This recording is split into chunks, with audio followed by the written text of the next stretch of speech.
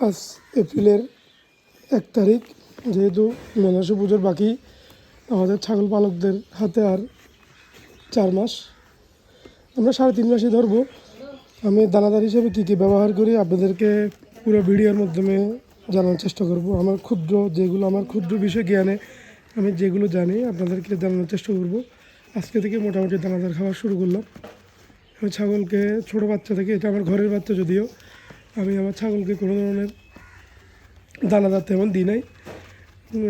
ডাবলির কোষা দিয়েছিলাম আগে, এর পরবর্তীতে আজকে থেকে খাওয়া শুরু করলাম। ছাগল মোটামুটি মার আশীর্বাদে দানাদার খাচ্ছে।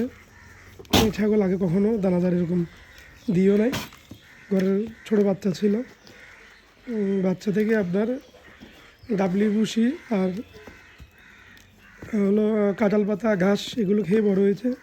আজকে 1 তারিখ যেহেতু, আজকে থেকে শুরু করলাম। আমি কী কী দানাদার ইউজ করি আপনাদেরকে স্বল্প জ্ঞানে আপনাদেরকে জানানোর চেষ্টা করব।